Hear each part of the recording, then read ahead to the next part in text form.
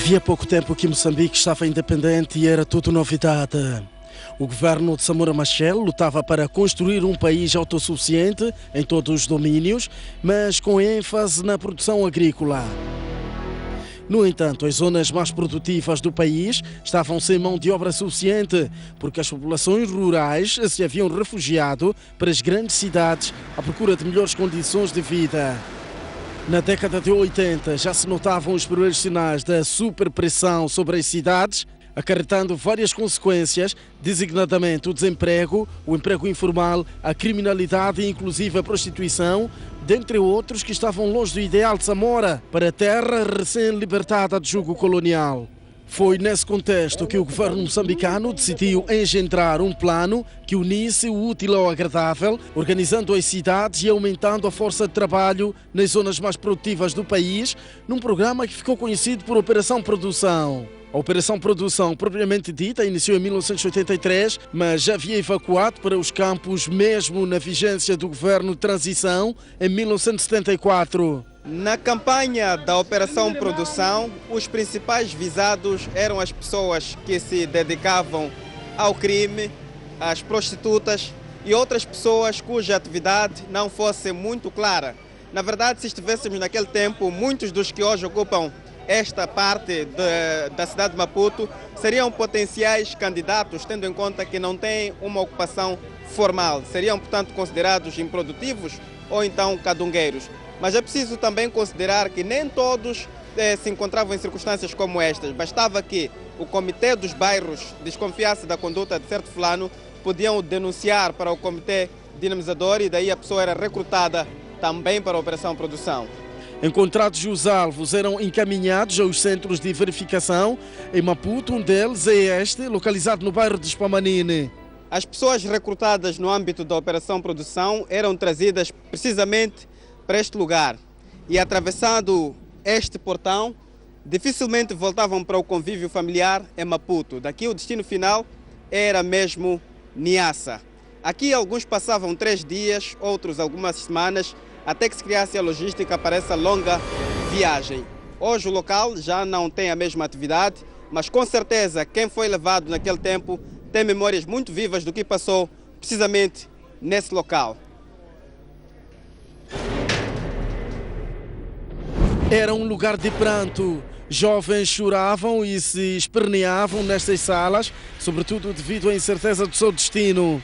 Geralmente, toda a tentativa de familiares de dissipar equívocos e repor a liberdade a quem se encontrava neste local redundava em fracasso.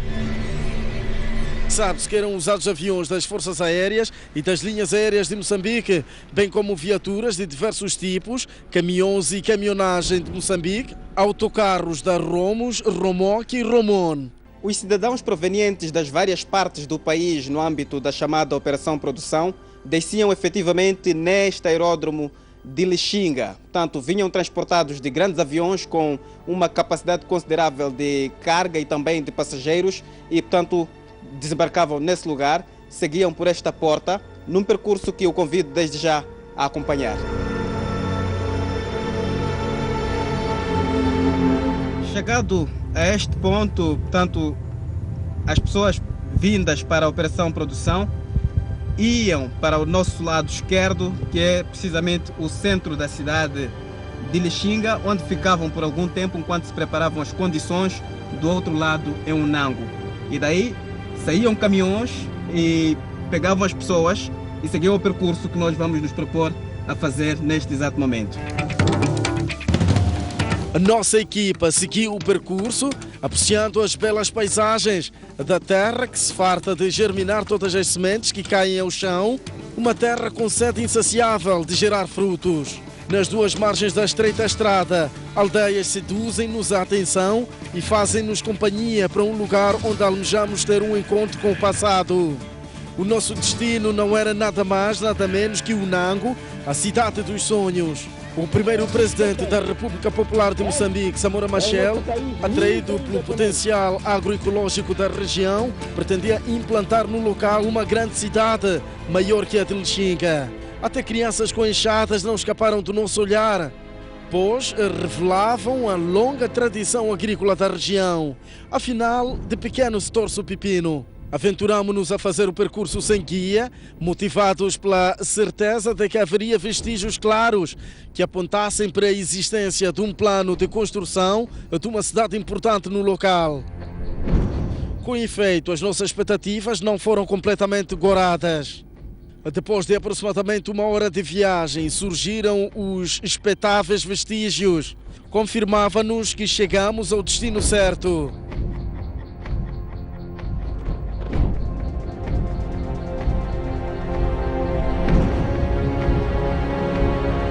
Em Unango encontramos mais uma ruína ou um grupo de ruínas deste tipo que temos vindo a encontrar um pouco por todas as partes onde passamos aqui na província de Niassa, mas essas chamam-nos a atenção especialmente porque estão em Unango, onde Samora sonhava construir uma cidade.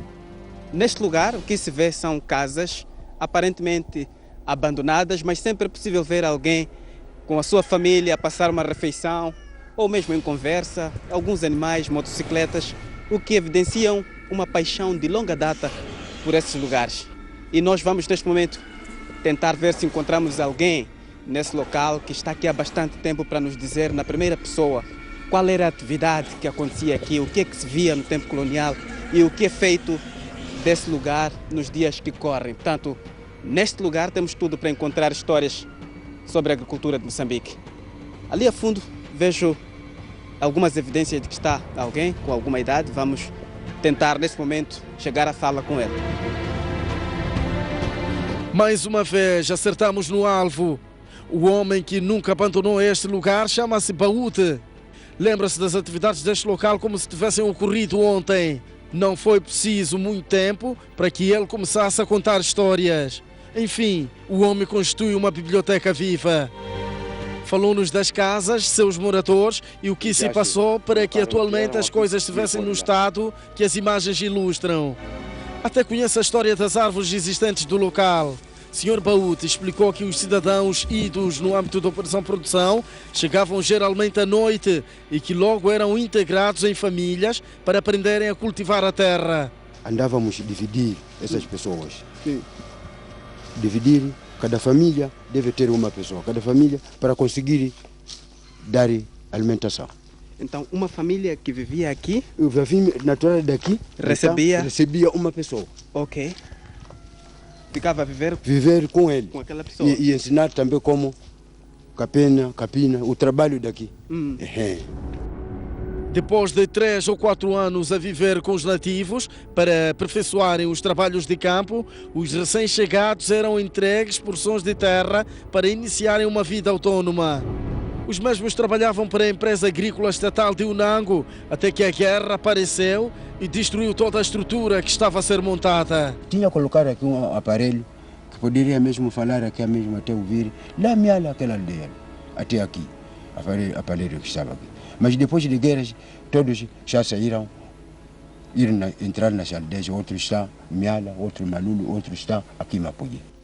As ruínas que se vêem ao longo deste local estendido, portanto, na extensão do meu lado esquerdo, eram habitações de pessoas provenientes das grandes cidades, sejam Maputo, Beira ou outros pontos para a chamada Operação Produção. Vinham aqui e viviam em casas de material precário, só que o revestimento era convencional, mas porque era uma base muito precária, não resistiram e acabaram cedendo com o tempo. Hoje o que se vê são apenas alguns muros que evidenciam que efetivamente havia aqui uma vontade de viver e umas infraestruturas relativamente maiores para esta zona, porque afinal o sonho era que aqui fosse implantada uma grande cidade. Portanto, testemunhas oculares dizem que muitos dos que vieram morreram mesmo neste lugar durante a Guerra dos 16 anos. Entretanto, algumas pessoas conseguiram escapar em vida e voltaram para as suas zonas de origem. Outras mudaram-se para cidades circunvizinhas, algumas delas estão na capital provincial, em Lixinga, a cerca de 60 quilômetros deste ponto, mas também há algumas que até hoje permanecem algures por aqui. E desde já proponho um passeio para vermos se encontramos essas pessoas que vieram no âmbito da Operação Produção, mas que ainda estão neste local. A partir daquele momento, o Sr. Baúd tornou-se o nosso guia e levou-nos ao local onde esperávamos encontrar os jovens da década 80, recrutados para a Operação Produção. Seguimos ao encontro da primeira família. Entramos para um quintal amplo, com árvores de sombra e mais de 2 casas de material precário. Contudo, um espaço limpo e fresco. A dona de casa é a primeira a receber-nos e está com um dos netos. Saltamos em português e reagiu sem dificuldade, mas ela conversa melhor em Xangana porque é natural da província de Maputo. Logo a seguir apareceu o esposo, um homem com idade avançada, mas aspecto físico jovem. Ele é natural de Manica, mas também articula bem a língua portuguesa. Não é por acaso, é que no âmbito da Operação Produção chegavam a Unango pessoas de diversas províncias que deveriam se comunicar entre elas, mas também com os nativos. O chefe da família assumiu as rédeas e apresentou-nos as suas propriedades. Como já referimos, o Sr. Ébede Josias é natural da província de Manica. Na sua juventude, aventurou-se em atravessar as fronteiras para a África do Sul, onde trabalhou como mineiro durante anos. Passado algum tempo, as autoridades sul-africanas exigiram que o homem voltasse a Moçambique para tratar de documentos de identificação. Chegado à terra pátria, conseguiu tratar os documentos em Maputo, mas não teve dinheiro para voltar à África do Sul. Eu ficava Bairro Jardim, no período de 120. Então a mamãe não foi robogado, ele ficava ali. Quem foi robogado foi eu, dirigido para os quadros. Chegamos ali, apanhei muita gente também. Dormimos, dia seguinte, cada um era chamado. Na nossa chegada aqui, havia também bem recebido e dali fomos divididos com os setores. Quem era o chefe da empresa agrícola de Unango, lembra-se? E Nzukura. O especial de reportagem foi ao encontro do então diretor da empresa agrícola de Unango, Paulo Zukula, que confirmou a sua passagem e também contou os aspectos marcantes da sua passagem por aquelas terras. Eu me lembro quando cheguei lá, estava-se a construir também uma carpintaria, estava-se a construir uma central elétrica, estava-se a construir algumas casas dentro do programa do desenvolvimento NIASA. E tinha lá quadros de vários sectores e até quadros de organizações não governamentais estrangeiras. Nós atingimos o maior rendimento médio por hectare. Há testemunhas desse facto ainda vivas. Nós chegamos a atingir cerca de 10 toneladas por hectare de milho, quando a média nacional andava por volta de 2, 3 toneladas. Tínhamos equipamento de destronca. A mecanização era grande. A nossa conversa prossegue em Unango. A senhora Cacilda Pessane seguiu a Niassa alguns anos depois ao encontro do seu marido. Lembra que foram momentos difíceis os que passou quando soube que o marido havia sido evacuado. Esse dia de sair não houve despedida porque levaram de uma noite para que então estar no Espamanine para subir avião para cá. A despedida não houve. Não havia maneira, só levou aqueles comidas, não consegui nem voltar com eles, só entregava aqueles que lhe apanhei lá e voltar a chorar. Nenhuma coisa que estava ali mesmo, só era choro. Só. Mas algum tempo depois, o grupo dinamizador lhe convencera de que o governo criaria condições para que ela viajasse, levando os seus bens para Niassa, pois lá já havia casas e tudo o que era necessário para uma vida mais próspera. A viagem efetivou-se, mas a realidade não foi tão bela. Imaginei com tudo isso, outras coisas, só aproveitou aquela coisa que eu estava com ele no mesmo dia. Esses todos que nos obrigou para ir pôr num armazém assim lá mesmo, nenhuma coisa que me chegou nas minhas mãos. Chegado a Lixinga, as condições em que as pessoas eram acomodadas não saem da mente da senhora Cacilda. Lá mesmo vimos uma coisa que não correspondia a nada, nem para a vontade de comer, nem sentar, mas Como era coisa de governo, nenhum sítio que nós pode então a pensar de ir descansar um pouco só, ou a refletir ou conseguir a comer, porque não havia espaço. Homens, mulheres, todos eram ali, não tinha nem latrina, nem o que, só cada qual só fazia da maneira. Mas porque a vida não para, o casal ambientou-se, pois o chefe de família tinha emprego na empresa agrícola. Aqui onde me encontro é precisamente no centro de uma das machambas agrícolas, concretamente a machamba agrícola de Unango, que era operada diretamente pelo governo. Esta extensão de terras compreende cerca de 400 hectares e aqui produzia-se essencialmente milho, mas também outros cereais. A mão de obra que trabalhava aqui era proveniente das cidades de Maputo, da Beira e de outros pontos no âmbito da Operação Produção. Ou seja, aquelas pessoas cuja atividade não estava clara nos grandes centros urbanos vinham aqui e eram obrigadas a trabalhar a terra e produzir. Mas também sabe-se que aqui vinham alguns nativos, só que a diferença é que os nativos conseguiam ter algum rendimento extra por participar da produção nestes campos. Portanto, é mais um exemplo de uma terra, de uma extensão vasta de terra que outrora produzia grandes quantidades de milho e que hoje não tem quase nada aproveitável, é apenas mata, conforme as imagens documentam. Contudo, no dia 14 de junho de 1987, a guerra civil atingiu Unango e voltou a colocar esta família e outras no desespero. As lembranças do dia estão vivas nas mentes do casal. Cada um da maneira dele. No meu caso, eu estava numa valeta lá. O outro morto, o outro foi levado até numa base chamada Mancanha. Dali em diante, o governo perdeu o controle e a família ficou entregue à sua sorte até hoje. O casal quer voltar às origens, mas diz que faltam condições para o efeito. Se fosse que eu houvesse política outra vez, mesmo aqui não podia estar. Voltar mesmo para cada um na zona dele. A casa, até mesmo agora que eu sentei aqui, se havia maneira de que pode ir, eu podia levantar mesmo, sem nenhum receio. De facto, não faltam motivos para querer voltar. Quando saiu de Maputo, Dona Cacilda deixou filhos que fez com o anterior esposo. O especial de reportagem localizou a família em Maputo. As filhas, que na altura eram crianças, hoje são adultas.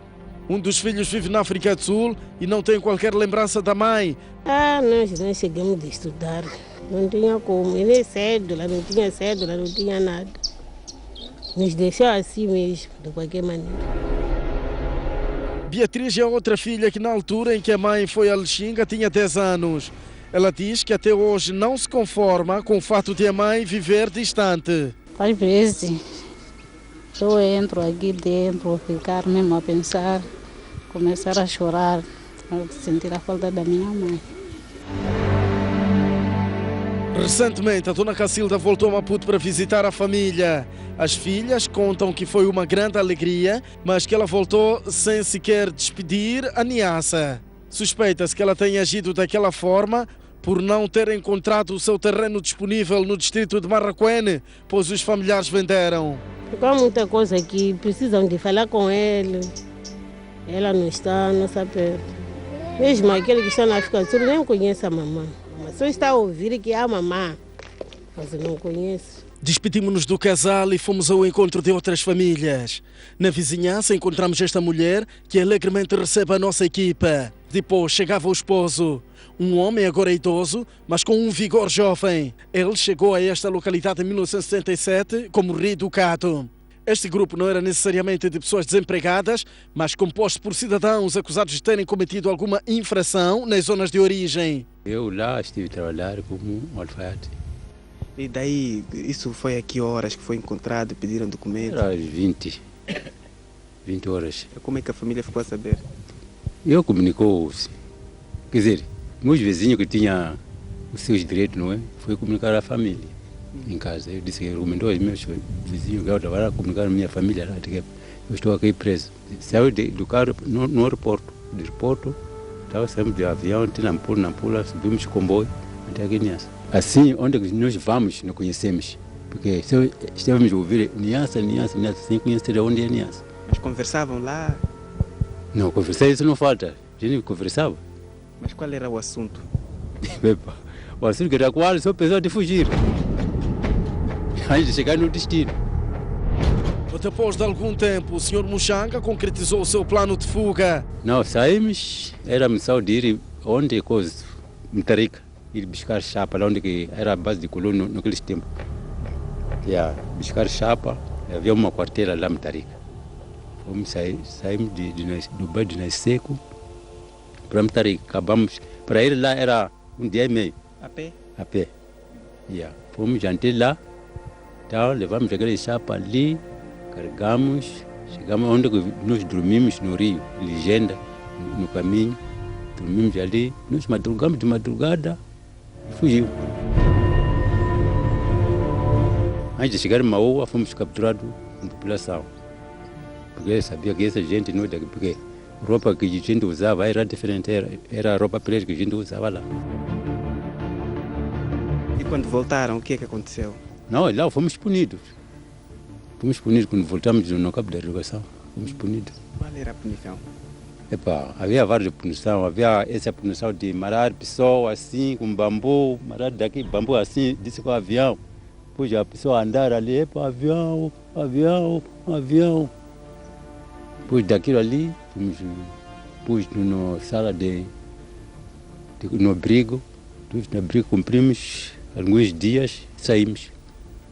Continuaram a trabalhar? Continuaram a trabalhar. Dia que receberam a visita do então Presidente da República, Samora Machel. Samora, quando chegou ali, perguntou, eu quero saber qual é o vosso. Quer dizer, cada pessoa, cada grupo deve informar. E cada crime daquele que fez. É ladrão, ele não tinha documento, foi corrupto, não sei o quê. Deve formar cada grupo. Ela diz que então, a partir de agora, vocês que estão aqui, eu posso fuzilar. Isso que estou a dizer, é daquele que falou o Samor. Eu posso fuzilar vocês tudo aqui e publicar no mesmo tempo. Sabe disso? Sabemos, nosso presidente. Mas não, eu não vou fazer isso. A partir de agora, você fica como cidadão moçambicano. Mas a cidade jamais foi construída. No entanto, as expectativas prevalecem. O que faz-me admirar até hoje, que estou aqui, é de que os promessas do presidente Samora Machel estamos a ver. Celina Nhambi, esposa do Sr. Muxanga, acompanhou a conversa e contou que ela não parou no local devido à operação produção, mas que o seu pai foi parar naquele local, naquele âmbito. Hoje ela quer voltar para a sua terra, Moamba, mas não tem condições. Eu podia voltar mesmo, porque eu estou a precisar. Em casa conheço, não saiu quando era criança. Saiu quando era grande pouco. Conheço mesmo, não é onde que eu estou sentado aqui. Estou a ver onde que eu estava a viver. O papai também perdeu vida aqui, mamãe também perdeu vida aqui. Lá em casa ninguém conhece. Esses que perderam a vida foram enterrados onde? Aqui mesmo, aqui o Nango, o papai. Só mamãe ele xinga, esse meu irmão também ele xinga, porque vivia lá. A nossa reportagem teve a ocasião de visitar o cemitério onde repousam os restos mortais de muitos dos evacuados a Unango. Esta é uma campa que está bem no centro do campus universitário da Universidade de Lúrio. A semelhança dessa, existem tantas outras aqui neste mesmo local. Praticamente é um cemitério que foi preservado pela direção desta universidade. E aqui jazem os restos mortais das pessoas que vieram parar na província de Niassa e concretamente aqui em Unango, no âmbito da Operação Produção. Ainda hoje é possível ver os nomes gravados, ainda que com alguma dificuldade, nestas cruzes aqui afixadas. Precisamente onde me encontro, lê-se o nome Armando Muxano ou Muxanga, não está muito visível, mas além destes, existem outras campas aqui com outros nomes, portanto, na sua maioria que remetem à região sul. Por exemplo, esta campa, que é muito recente, de 2007, consta o nome de Pelembe, portanto é quem jaz precisamente neste túmulo.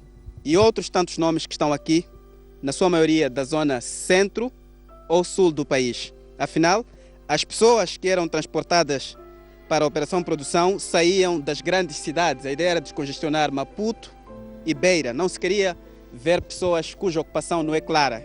E são elas que vieram parar aqui. passaram boa parte da sua vida nesse lugar. Algumas morreram e nunca mais poderão voltar aos seus locais de origem. Enquanto conversávamos com esta família na casa vizinha, um casal de anciãos observava atentamente os nossos movimentos.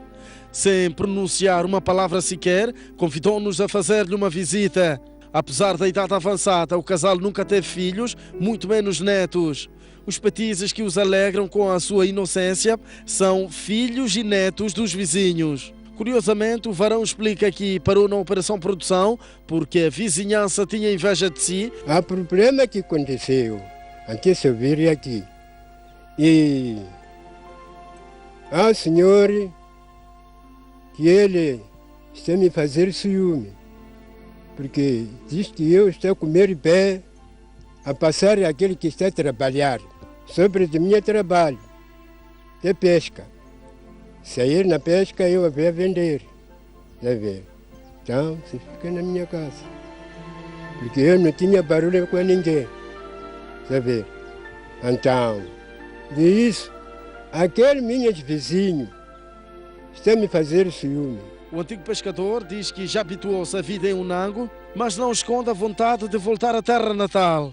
Eu não tenho maneira de quê? De dinheiro. Só a capinar para vetar a minha vida. Com voz trêmula, a senhora Adelaide Matola juntou-se ao marido e explica que também tem o desejo de voltar à sua terra natal. Aka kumbe va hanya ni switiku lwanu na nga tizi na swi lava ku muka kaya mas mali ya ku khwela ni aka ni swi ni nayi. Se em algum momento pensou que só gente do sul vive nesta região, chegou a hora de mudar de ideia. A nossa ronda pela aldeia prosseguiu e fomos desaguar em mais uma casa de gente não nativa. Aqui os proprietários são naturais da província Tete. No momento em que chegamos ao local, só encontramos a dona de casa e uma das filhas que se ocupava em tarefas domésticas. O chefe desta família chegou a estas zonas como reeducado, ou seja, violou fisicamente a outra em Tete. Foi conduzido a Niassa para cumprir a pena pelo crime e depois de solto foi convidado a engrossar a mão de obra dos campos de produção de Unango. Aqui, sobre esse meu marido, foi pegado tempo de campanha. Então, depois, acabou-se uma punição aqui. Então, o presidente disse, vocês é bandido, nada de mais, não tem nada. Dona Ana conta que foi bem recebida e que a vida andou bem até que a guerra destruiu tudo. É graças ao apoio do filho que a nossa entrevistada consegue se manter em Unango e diz que só não volta à sua zona de origem porque receia não enquadrar-se. Voltar dele visitar sou eu, acho que é criança. Então, mamãe já quer mesmo viver aqui o resto da sua vida? Sim. Despedimos-nos e fomos ao encontro de mais uma família. De longe observamos uma casa de material precário, mas com uma dinâmica diferente. Uma considerável criação de aves e até gado suíno. Como se não bastasse, foi visível o alambique, onde é destilada a bebida alcoólica tradicional. Pela sua idade, não poderia ser um dos recrutados para a Operação Produção. Em conversa ocorrida no pátio da sua casa, sob o olhar da esposa e filhos em idade escolar, o jovem abriu-se e contou que chegou a Niassa na tenra idade, na companhia da mãe que ia atrás do seu marido, que na altura cumpria uma pena de prisão como reeducado. Muitos anos depois, precisamente em 1998, toda a família conseguiu voltar às origens na Zambésia, mas o jovem já se havia habituado ao Unango, por isso decidiu voltar. Voltei porque gostei aqui, quer dizer, quase todo o ambiente, naturalmente já fiquei a gostar do Niassa, porque já estava a viver normalmente, tinha muitos amigos e tudo, não porque ensolei-me do meu pai, mas gostei aqui porque é um sítio onde quase cresci aqui mesmo. Osvaldo José Damião considera que a decisão governamental na ocasião foi injusta e que a sua família deveria ser compensada pelos transtornos causados pela política governamental vigente na altura. Alguma coisa que eu não estou a gramar é porque quando saiu deixou os bens, quando veio aqui não teve apoio e passou a sofrer, e mesmo nós, os filhos dele, não temos apoio. Pelo menos eu também já estou a fazer filhos, estou a sofrer. Eu também cresci de qualquer maneira, apesar que tenho um pouco de nível, mas não tenho emprego. Então, são coisas que sentimos. Se calhar, se estivéssemos lá em casa, alguma coisa ele podia pensar em nós e nos ajudar até termos emprego, que até hoje seremos alguém no governo. O especial de reportagem distanciou-se deste local a ver se encontrava mais famílias evacuadas a Niassa no mesmo âmbito. Com efeito, localizou o Sr. José Govene. Quando chegou a Niassa tinha apenas 22 anos, mas hoje é um ancião. Sr. Govene conta que foi levado de surpresa no bairro Patrício Lumumba quando saía de um jogo de futebol e conduzido a Niassa para a Operação Produção, tendo deixado tudo para trás. Diferente de muitos evacuados que se uniram em matrimônio com os seus conterrâneos, Sr. Govene decidiu casar-se com uma nativa com quem tem 5 filhos e 11 netos. Com aquela juventude, já sabe, nós vivemos no Maputo. Quando chegamos aqui, fomos ver uma vida dura, vida difícil. Então, quando eu estava a trabalhar aqui, consegui procurar a família, que é a esposa, não é? Em primeira mão, não é? Então, a partir dali, ela foi me ambientando, foi me indicando outros caminhos de como posso viver aqui nessa província, sendo novo. Então, de lá para cá, estamos juntos, estamos vivendo. Já tenho família, larga família, tenho filhos e netos. Em 2010, José Govene conseguiu voltar a Maputo, onde se reencontrou com os familiares vivos 27 anos depois. Foi uma alegria misturada com lágrimas, não é aqui a rir, mas atrás de lágrimas. O especial de reportagem localizou em Maputo a casa onde José Govene nasceu e cresceu. No local estava uma das irmãs, Lúcia Govene, que também descreveu a aflição que a família passou com o recrutamento do irmão. Foi um ambiente muito agitado, choros, lamentações, foi agitadinho. Até contávamos que talvez fosse lançado de qualquer maneira, não havia comunicação. Dona Lúcia foi quem recebeu o irmão quando escalou Maputo em 2010 e conta como foi o reencontro. Só por nos olhar, reconhecemos-nos. As pessoas admiraram. Vocês estão há bastante tempo sem se ver, como é que é? Ali não havia tempo de atender aquela gente. A nossa conversa acontece na presença de Osvaldo Govene, um dos sobrinhos de José Govene. O jovem nasceu 3 anos depois de o tio ter sido levado para o Nango e sempre acompanhou a história através dos seus pais. Contou que também ficou emocionado ao ver o tio pela primeira vez. Eu só vinha ele em fotografias e pessoas que contavam cá no bairro, porque ele era muito conhecido, de facto, era uma pessoa muito social. Lembro-me que não tinha adversário em futebol. O craque de futebol hoje é um idoso radicado em Niassa e sem planos de voltar, em definitivo, ao Maputo. Um dos aspectos que ficou evidente nas intervenções dos cidadãos é que aguardam a cidade prometida pelo presidente Samora Machel. A nossa reportagem seguiu a vila-sede do distrito de Sanga à procura de mais evidências de que a promessa fora efetivamente feita pelo primeiro presidente da República. Estamos na vila-sede do distrito de Sanga, precisamente em Malulo, que é o local em que Samora Machel pretendia iniciar as obras para erguer a futura cidade, a cidade de Unango. Tudo o que é visível neste local é fruto desse projeto de Samora. As construções todas, diferentemente do que se registra em muitos distritos, são de raiz, feitas mesmo pelo governo moçambicano, um pouco após, portanto, a independência, nos primeiros anos da construção do país. E até hoje, as casas que podem se ver nas imagens a fundo, como estas, são também uma das evidências de que havia uma ideia clara de construir a cidade. Algum material, inclusive, já estava a chegar, por isso que essas casas foram implantadas para servir de acampamento e aqui era guardado algum material. Esta cidade devia partir daqui de Malulo e se estenderia por uma extensão de cerca de 15 quilômetros até Unango, que é onde atualmente está a Universidade de Lúrio. Portanto, só para se ter uma ideia da dimensão desta cidade que Samora pretendia nesse local, sobretudo atraído pelo potencial agrícola deste ponto do país. O campus da Universidade de Lúrio, que está em Unango, tem sido visto pelos residentes como o começo da materialização do sonho do primeiro presidente da República de Moçambique.